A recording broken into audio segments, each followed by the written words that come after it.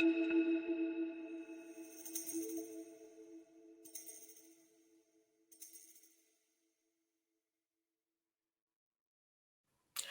everybody, and welcome to a special edition of Katrina Rasbold and Friends. As you can see, my friend today is my husband. And we decided that what we wanted to do is start having an episode that focuses on each of the 8 CUSP holidays, because our spiritual practice that we channeled into the world and that has benefited us greatly is called CUSP, Climbing Up the Spiral Pathway. We have a book about it. Don't buy it yet. There's a new one coming out in somewhere around December, January, and you'll want to get the new one because it's really maximized. We wrote the other one in 2013, and it's a great book, but this one's going to be much, much, much better, and we want to offer you that one specifically. So what we do, I'm going to have my husband, Eric, explain it to you, is we follow the agricultural year, and this is the 8 Sabbats, and lots of different religions use those 8 touch marks or touch points in the year. He's going to describe it to you more so here in just a minute, but we have had a lot of people ask how we practice. What do we do spiritually? Do you go to church? Do you have rituals? What do you do? And so that's what this answers, is what it is exactly that we do. And we just are, this is coming up on a really important holiday for us, which is Samhain. And I'm going to let my sweetie Eric take it away and discuss a little bit about our wheel of the year and what Samhain looks like in that. So hit it, darling. All right. Yeah, this is a very auspicious time. We consider Samhain to be the end of the year for us. And if you want to bring up the image of the wheel of the year, I can just briefly go through it real quick here. So just to set the record straight, this is a pagan practice. Okay. We do have circles. People literally stand around in a circle while we're doing this. And, this is how we celebrate. So for Samhain here, can you bring that up? I'm getting it. Okay. It didn't work the way I thought it was going to, so I'm adjusting. So just juggle for a second. That's fine. That's fine. So basically, the idea is our year runs from Yule to Samhain.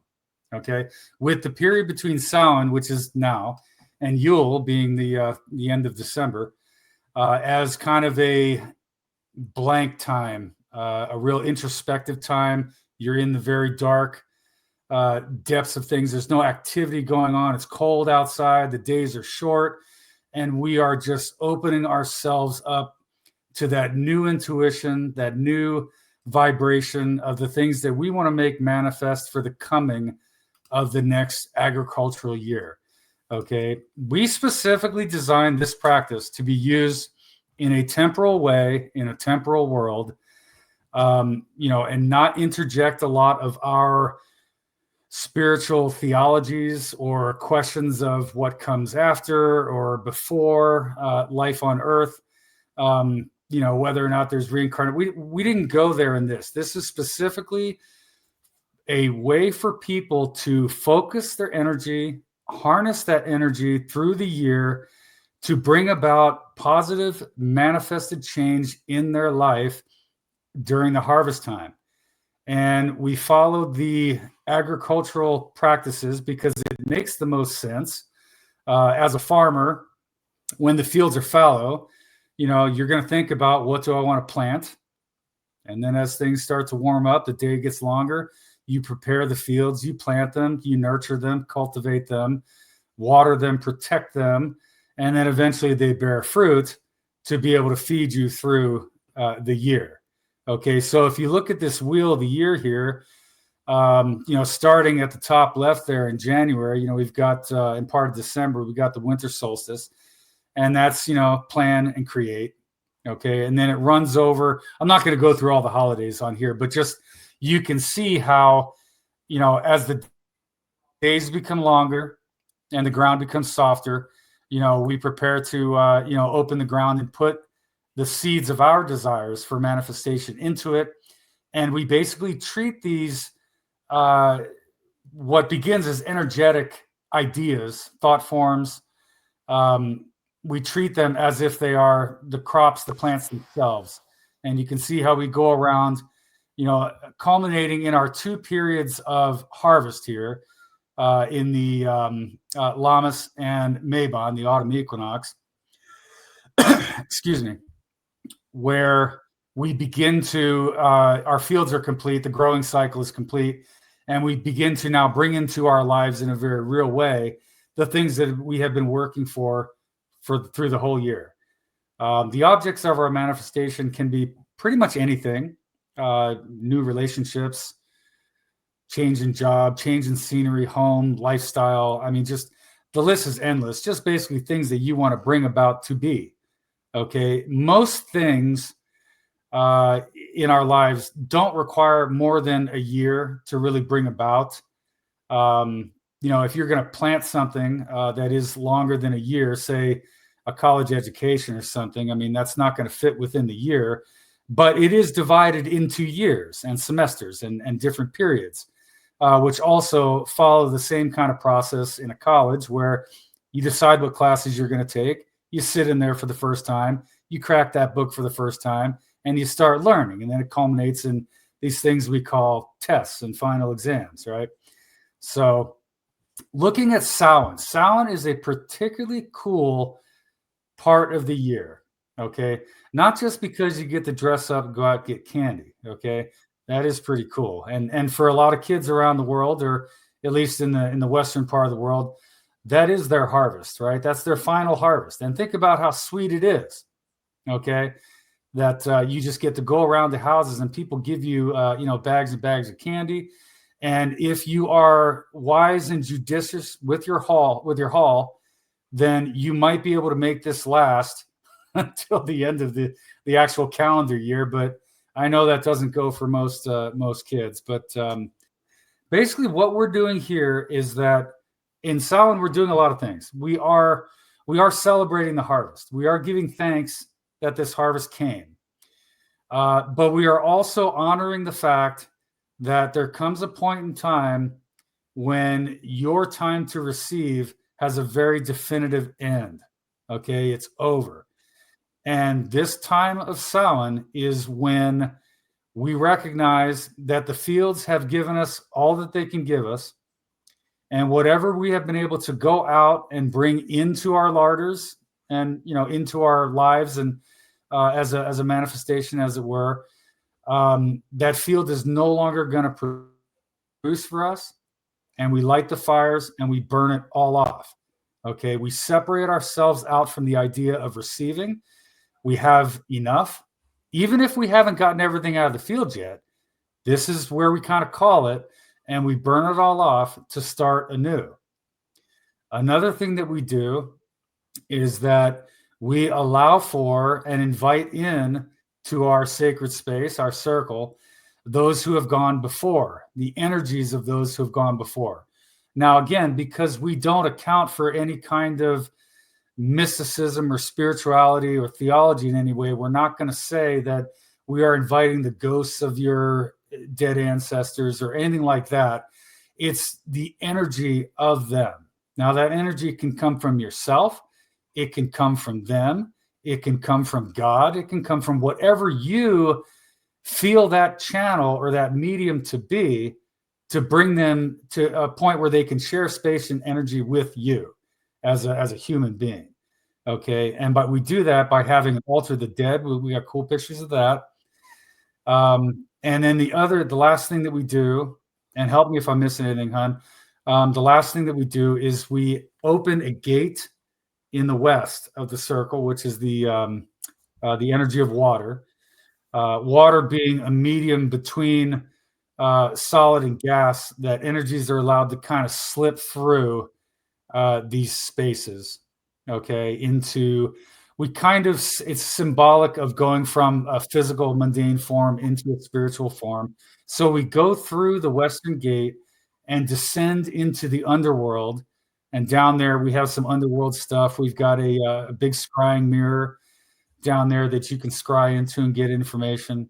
We also have a number of tarot cards and other divinatory cards that are laid out just kind of in a pile. And you can pick one or a few just to kind of give you some ideas of what you should be focusing on during this time of release and letting go. And also, the very last thing, you come into that with the energy of, I've been through a cycle of the year, and I'm kind of have learned more about myself and my environment and the energies around me. And I've identified some things that no longer serve me.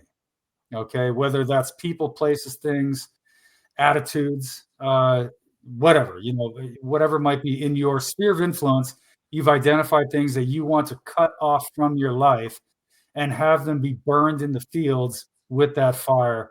And we also bring those things to the ritual to symbolically burn them off. So that's where we are right now. Okay, we're at that time right now where we're performing these things. We're getting ready to do these things. We're focused on them. And yeah, sweetie. So one of the things that is commonly said about this time of the year is that this is the time when the veil between the worlds is at its thinnest. And I've heard that since I was a little baby witch. I've heard that forever. This is the time when the veil is thinnest. And a lot of people argue that point, that it's not necessarily different right now. For me, the time when the veil is the thinnest is always times of transition. Midnight, for instance, noon, when we're going from day into night or night into day. Those are always kind of sacred times for me. Are times of, in fact, that could apply really to any of these, any of our equinoxes or solstices, are times of shifts. Either we've got the longest night and the nights are going to get shorter, days are going to get longer as we move on, or we've got the longest day and it's going to be the opposite. Sometimes it's that equal point with the equinoxes. And so we're at the point where everything's balanced. It's going to be coming out of balance.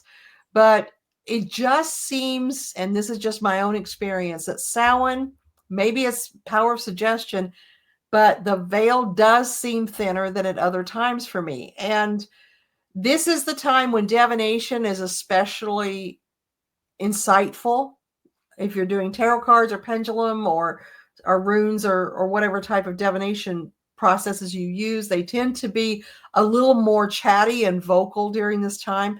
But it's also the times when I feel the spirits of the people that I love who have passed on a little closer to me. And it's as though their energy feels stronger. And so when we invite them in when we have the altar of the dead and we are feeling their energy, it can be a really profound experience with that veil being the way that I feel it is for Samhain.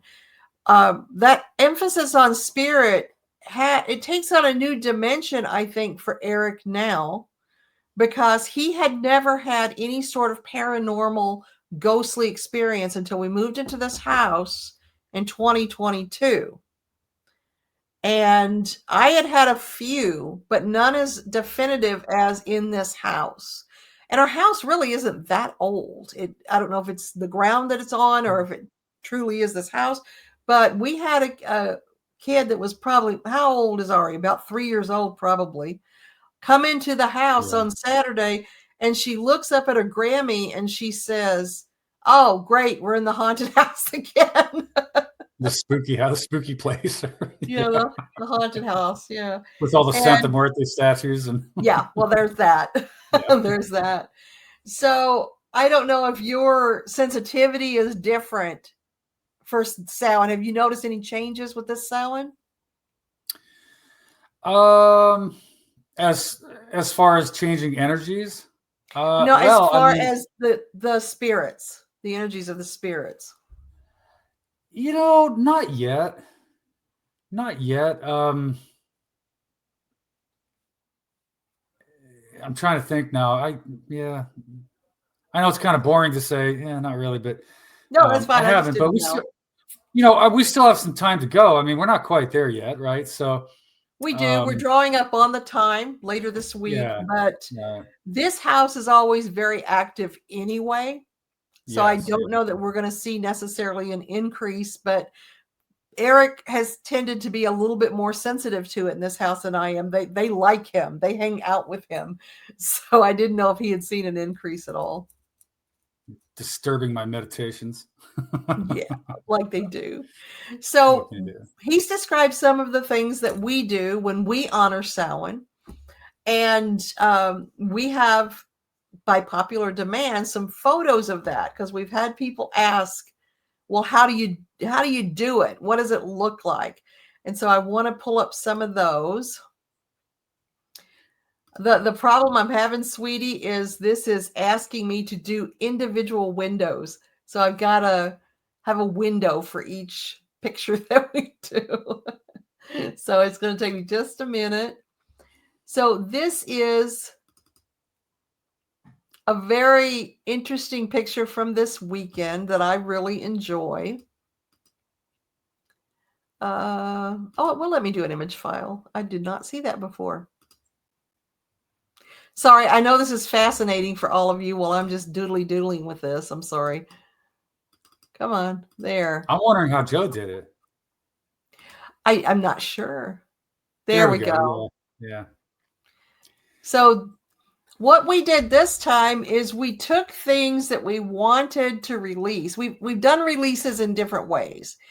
And so we meditated on what we feel like we need to let go of as we go into the dark of the year. It's significant because in the dark of the year, we're a little bit more vulnerable. And we're emotionally open and we're introspectively open. We have the active part of the year when we're theoretically out in the fields and we're working hard and we're sweating and we're doing all this activity, but we are programmed through DNA of all the thousands and thousands of people that came before us in our ancestor line to be able to gear down in the wintertime, to gear down in the dark of the year, and have that be our thinking and our planning and our auditing and our introspective time. So we don't want to go into that time encumbered by the crap that we don't need anymore.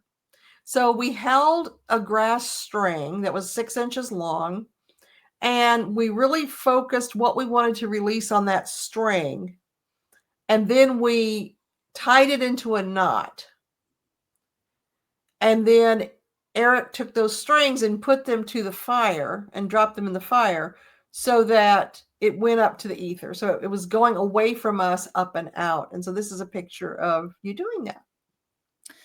So I wanted to say about this particular one, this was the 1 year in how many decades of Samhain rituals have we done, where the weather, it was raining, 28.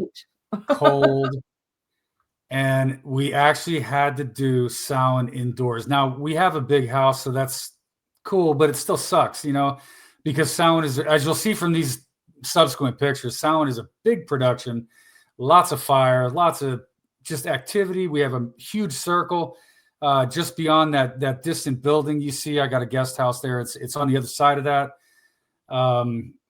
So this is what happens when it rains. But something else that was in there being burned. Okay, so at our first harvest. Oh yes, I forgot about that. Which is llamas. Okay, we had a huge yarn web that we had built in the circle with all the people standing around the circle. We made this giant web, and into that was things that we didn't plant, throughout the agricultural year cycle of it. These were things that we wanted to bring into our lives and make them manifest right now, right?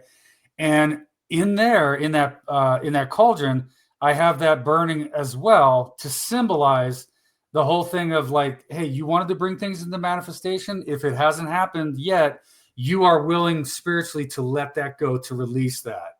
Okay, so this, again, marking that line between we're burning the fields. Okay, you're not going out into the fields anymore and getting more stuff. You basically have what you have. So that was the symbolism of burning that web, and we do that every year as well. So. Mm-hmm. So one of the things that you mentioned was the honoring of the dead. And this is we have an altar of the dead. And what happens is we'll decorate it in some kind of spooky ass way. And then people bring mementos of their loved ones who have passed. That's a technical term. It is. Um, and this is a way of tethering those people to call them. It's a beacon, I think. What do you think it represents? Yeah, I mean, for me, I would put my mother's nursing credentials on there, that kind of thing. Just something that you can, within yourself, tie their energy to, just to bring their energy into the circle. So if that serves as a beacon for some spirit that's out there, cool. I mean, that's great. That's your thing. But people bring all kinds of things. We have a picture. Yeah, there we go. So you got some pictures of people, maybe some jewelry they wore, stuff like that. I know that some cultures will do like sweetbreads and different cakes and confectionery type pastry things and put them around graves or markers and stuff like that. There's a lot of different practices, but something they like to eat maybe or drink or smoke. You can pretty much use anything for just that kind of energetic connection between you, the object, and that other person is what we get on there. So this is one of our main altars that we did. We tend to keep our altars pretty simplistic. They're more utilitarian than anything, I think. But this one, that was our bread for cakes and ale. And just a very simple layout for Samhain, just to honor the time. Yeah, that's our Pan de Muerte, I think. Right there. Yeah, I think it was a skull and crossbones or something. Yeah. Yes, it was. Now this is kind of a view of another altar from another year and the circle around it. We like to take. Yeah. Go ahead, honey. Oh, I was just gonna say, just when I say it's a big production, I mean you can kind of get an idea here. There's a lot that goes into it. So when the weather doesn't cooperate, that's a real drag for Samhain, especially. But yeah, here we got about, I don't know, a quarter of the circle shown. So yeah. Here's the front of that altar in the daylight. Let's see. So talking about the antlers, the skull head that's here. We used to have an idea of, at this time, so since the agricultural year is done, okay, the only food items that might be out in the wild for you to get are game animals, okay? And we used to do I think we did this on Yule, a releasing of the animals into the field type of thing, blessing them and honoring them for, the sacrifice they make so that others might live, So here we like to use that representation on the altar for that reason. And then also, for the god too, the horned god and all that good stuff. Are you going to make the symbol of the horned god? No. So this is another angle on the actual circle itself. Very cool. Very cool. Yeah. So here you can kind of see there is in the west, just to the right, we have an archway. And then there's actually a tombstone beyond that. As you leave the circle and make a left and start walking counterclockwise around the circle, you're going to get to this path here that goes down to one of my lower gates. And that's where we have the standing in front of the person with the blonde hair. I don't know who that is. Wendy. Sure, figure it out. Huh? That's Wendy. Is it okay? Wendy. There's the big table and the big scrying mirror up against there. So we kind of have that as a transitional liminal space that you can physically walk down. Because, we used to, when space was limited, we used to do this in our minds. We'd be, parting the veils and going down to a place in our minds. But then when we got the place at Grizzly Flat, And you can see from this picture here, wow, this is before I made the labyrinth, isn't it? It was, yeah. Whoa, okay, this is old school.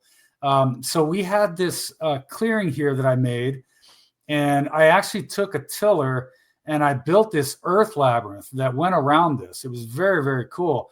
And so we do our descent into the underworld away from the circle, and we would go into this labyrinth and walk around this labyrinth until we got into the center where we had the scrying mirror, which is covered up with the pentacle right now. We also had a scrying ball next to this bench in the center, I think, for a few of the years. But it was just a really cool way of getting your mind and your spirit into that I'm descending into the underworld kind of place.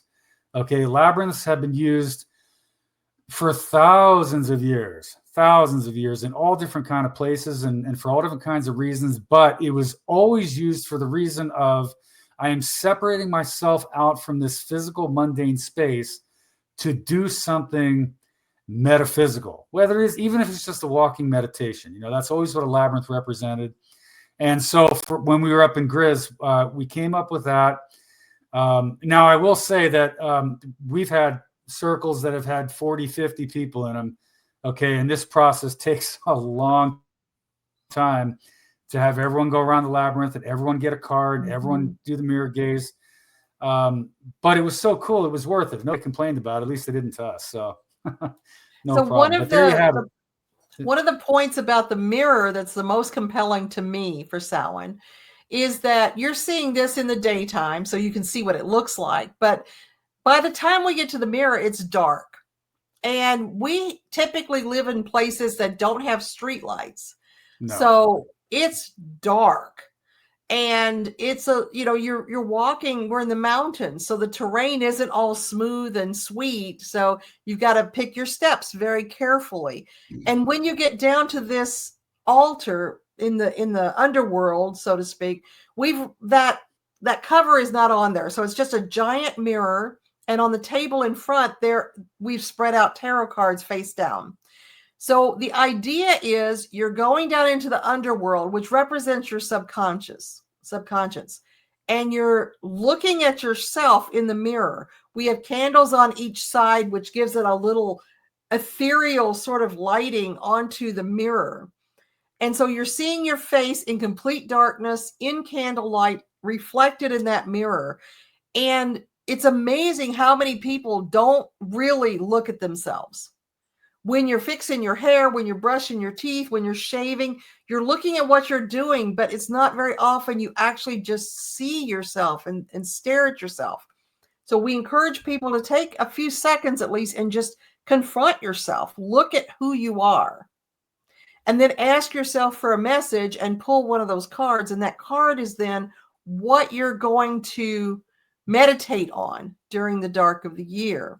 So it's a really evocative process that happens, and everybody seems to get a lot out of it. I think it's something that's really moving. So we will also sometimes do crafts at our Samhains. For this particular one, everybody brought a couple of the tiny pumpkins, and we made the little pumpkin lanterns, and it just made such a beautiful picture. We were really happy with that. And let's see, this is another one of our Samhain altars. Oh, let's see. Where did it go? I lost it. It was the one that you liked. Hold on. Here it is. There's another one of the Samhain altars. Yeah, very cool. So we got the little pomegranate, which represents Persephone going into the underworld and eating the pomegranate seeds. We've got Steve, the dead deer head that was there before. This is a statue of Hecate, who's the guardian of the crossroads. So we put a lot of emphasis into this closing down of the year to give people a delineation that doesn't exist in our society. Because the way that in capitalism, the way that our culture is set up is that you constantly work, produce. That's your job as a human, is to contribute to the economy in some way, or contribute in some way of service to a family or to a company, and you have to do it all the time. You can't stop. And we're not set up anymore so that you take care of your fields all through the active time of the year, and then you go inside for the dark of the year. We have to work all the time. And that's created a lot of imbalances for people. And so what we do with this is we try to point out to everybody that, hey, this is a time of slowing down and becoming introspective. Even if you still have to go to work tomorrow, we can incorporate some of this mindset at least into the dark of the year. Yeah, we have a new year, new you, join a gym kind of stuff, right? But we don't have a shutdown. We don't have a stopping point, and that's really what this is that you have to have that period of rest, which for us is it's only 6 weeks long. But it's a little longer than that, but as far as complete rest, where you're not doing anything magically, so to speak, no manifesting work, no energetic, anything you are doing is completely internal. So this is probably my favorite picture of this little this file that you have here, because it showcases our awesome view. Okay, this you can see the Western Gate here. If you look down past the person on the right, you can see the archway that I am trying in vain to grow wisterias up, and the deer are just having none of it. But so when you're walking through that archway, just put yourself in this circle right now. You're walking into the setting sun, right? It's right in front of you, okay? And, the sky's lit up red and it just looks all awesome. And you make that transition under the arch, and you can't see it in here, but at the base, at the ground level, when you walk through the arch, where the path that goes to the left behind the circle is a tombstone that you might want to tell the story of the tombstone, where we got it. But the idea of this is this is the crossing over. Okay, you are literally approaching a tombstone and going beyond it. So do you want to tell the story of the tombstone, huh? I can do that. Okay. I don't know if the statute of limitations is up on this or not. So we have a tradition. Let me actually pull up an image that is completely unrelated to the story that I'm about to tell. So let's see. Here we go. So we have a tradition that most Samhains, in honor of the dead and their spirits being more active at this time, and because we often have a lot of sensitive psychic people that we're working with who enjoy communing with the dead, we do what's called a graveyard crawl. And this means that we choose a graveyard and we go to it and we commune with those spirits. We read their tombstones. We see them. We feel them. We recognize them and say, okay, I'm here. I see you. I'm with you. Rather than just driving past. And we spend time with many of the different graves, and we'll divide and conquer. Different people will go in different directions. Different ones will feel compelled toward a certain grave or a certain area. And we just commune and spend time and see what these people were about and what their stories are and how things feel around them and around their spirits and that sort of thing. And it's a really fun thing to do. One year, now we have had Samhains where we had 4 people present. We've had Samhains, as he said, where we've got 100 people present, 40 or 50. When we used to do Samhains for a store that was in Sacramento, we would have a huge turnout. Oh, man. And then there were times that, we just had 20, 30. It's been all the range. But this was a time when there were actually 4 of us. Now, our group at that time had, I think, 7 people in it. But there were 4 of us and we were all female. And Eric was, in an odd turn of events, which almost never happened, Eric was not able to be there. I think he had something he was doing for work or something like that where he could not be there at the last minute. And so I went with 3 of my girlfriends who were coven members to a particular graveyard I will not mention. I will tell you, it's in Sacramento. It's not this one. It's not this one. So we go to this graveyard, and it's a huge graveyard, and there's a pavilion in the middle, and there's only 4 of us. So we spent hours there. And this cemetery is on a public road. And so we're in there with hair all coming up on our arms and up our neck because we're all pretty sensitive. And we're saying, did you hear that? Yes, I did. It was right over here. It felt like this. Yes, it was. And confirming each other and having this amazing experience. And one of my girls comes over and says, I want to show you something. I said, okay. So we go over to the back of the cemetery, and in the back of the cemetery, there's this big mound of dirt, and we know where the dirt came from, right? And behind that mound of dirt, there was this block of rough looking cement, or I don't know what it was. What is it, honey? You're the stone. It's stone. It's stone. Yeah, it's like stone. It's not cement. It's not granite, but I mean, it's definitely stone. It's a stone, but it's all pitted and old. And we deduced after a lot of exploring that it was a discarded gravestone, that somebody had replaced the gravestone because this was no longer readable. Mm-hmm.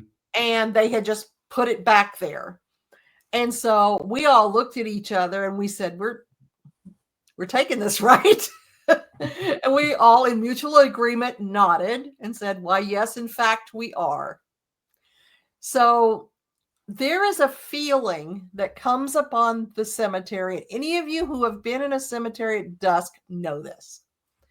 There's a feeling that comes with dusk that says it's time for you living people to leave. It's almost palpable. And usually a breeze or a wind will start up. The birds will get super quiet. And it's just time to go. It's not like you get a feeling of dread, but you get a feeling like you're a child that woke up and your parents are having a party and you stumbled down into this adult party in your jammies or something. You just have this feeling of, I'm not supposed to be here. And I don't really want to be here. In all of the years that we have led graveyard crawls, even with the least experienced practitioners, I have never once had to say, okay, guys, it's time to go. Everybody knows, everybody feels it, and they all start to naturally move to the exit at the same time. Well, we were getting up on that time when we found this stone. The 4 of us were not prepared for how damn heavy this stone was going to be. And so we are cornering this thing with one of us on each corner with our little fingers under like this, carrying this stone across this massive cemetery. We got as far as the pavilion where there's a table, and we set it down, and we're breathing, and we're not unhealthy women. It's not as though we can't carry shit, but this thing was heavy. And we're feeling that urgency. No, you have to go. It's time to go now. And I asked our guardian, Georgia, who was there, are we feeling this because we're not supposed to take the stone? And she said, no, it's not that. They're not upset about that. It's just time to go. That's all it is. I'm like, okay. So we grab it. And about that time, both myself and Jennifer King had to pee. And we had to pee so righteously, you would not even, it's defies description. And we're looking at each other going, we got to hold it. We got to hold it. And so we also have to hold the stone. And so we're carrying this stone, little bitty steps. And it just seems forever to the gate. All these women are holding this stone.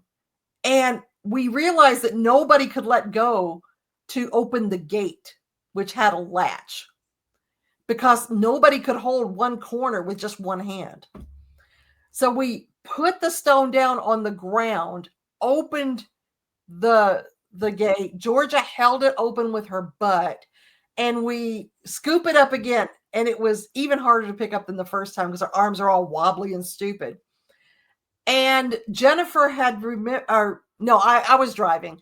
I had remembered to hit the trunk key so that the trunk would be open when we were picking it up the next time, at the gate, the last time. So the trunk is open, and here we go toward this trunk, and a car comes by. And its headlights are trained right on us. So here are 4 women throwing something heavy into the trunk of a car at a graveyard. Thankfully, they just kept going and figured it was none of their business. We closed the trunk, and just the sense of we've got to go right now was so profound that when we left, a bird happened to shit on the car. And on the window, you saw this line of bird shit that turned into an L because we left so quickly. And that's my graveyard story. At least you weren't taking something heavy out of the trunk. There's that. Right. A rolled up carpet or something like that. Yeah. That might have been they might have gotten some phone calls. When our house burned in 2021, we didn't think, okay, let's go out to when we're fleeing for our lives at 11 o'clock at night, let's go out to the backyard, way back in the backyard in the circle, and save the gravestone. We didn't do that. However, the gravestone didn't burn. And it's there. Just like, it was there. Just like we left it. So we still have it, and it's still in our west quarter. The end. That's my story. Yeah, we probably had that thing for, 15, 20 years. Oh, at least. It's got to be 20, 25, something like that. It's a lot. Yeah, it's a lot. A long time. So we have wonderful Samhain memories, I've got to say. Very blessed with those. And hopefully there's going to be a whole lot more coming up, because Samhain is just one of our favorite times of year. For myself, I enjoy, and I say this as a mom who raised 6 kids who are now fully functioning adults. It's a feeling of a job well done every Samhain. You've brought in the harvest. You manifested an amazing harvest. Your life has changed. It may not have changed as you expected it to, but your goals were met. It might have manifested in a different way, but it came out the same way. You got what you were looking for, or you knew why. Sometimes the gift of harvest is knowing why something didn't manifest, and it makes perfect sense in retrospect. So there's just that feeling at harvest of, oh, the work's done. We can kind of relax a little bit. And then for the next 6 weeks until Yule, that's when we consider the fields to be fallow. Nothing's happening in the fields. The energy is being still, it's being neutral. And this teaches us as humans not to constantly want stuff. We kind of, if we believe in gods and goddesses and divine figures, we often spend a lot of time pulling on their skirt tails. Mommy, can I have this? Mommy, can I have this? Can I have this dog? Can I have this wagon? Can I have these blocks? Can I have this candy? Can I have this balloon? And we get in that cycle of want. Samhain teaches us to stop that. Stop manifesting and breathe. Stop manifesting and relax for 6 weeks until we begin the cycle again at winter solstice, with the spark of inspiration that comes with the light into the sky. So Samhain is about rest, and what is more restful than death? That's why we honor death at this time. It's the ultimate ending. That's why we go to graveyards and honor those who have ended in terms of their physical life on this earth that time. So it's a very sacred time, and one that is really special to us. Now, all the holidays are special to us, but this one especially has a lot of meaning for us. That sounds about it. So I guess we'll see you in about 6 weeks, right? We will. So we will be back for our Yule 2025 discussion, when we welcome the light back to the sky and start that process of inspiration, making our list for the year and thinking about projecting ahead to the harvest of that year, that following year, for how we want our lives to change. So CUSP is a very dynamic process. It's about being accountable for what you create in your life. And it's about taking ownership of the things that you want to change and that you know need to change, and being proactive about making that happen and using magical energy to fortify that and divine assistance. That's what we do. Everybody asks what we do. That's what we do. So pay attention to that CUSP book that's coming out along about December, January, because it's going to be fully updated. You're going to love it. We know you are. It's just beautiful. I get excited writing it. I haven't gotten excited writing a book in a really long time, but I'm just excited about this book because it's so beautiful and it's so fulfilling. And we started this process in 1997. And that's how long we've been working and developing CUSP. And really, we say that we were the parents of it. We were the ones that started it, but it was more like it was revealed to us. It was more like it was channeled so that it became what we do. It became who we were, and it became a huge part of our lives in terms of how we live. If we're in a quagmire, if we're trying to figure something out, we relate it back to, okay, where in the cycle are we? Is this manifestation? Is this something being banished? Is this something growing? It all has to do with, for us, with that cusp cycle. What she said. I love when he does that. Thanks for joining us for our cusp discussion about Samhain. I hope you enjoyed the pictures that we shared, and we'll be back for you all. Take care, everybody. Right. Bye-bye. Bye.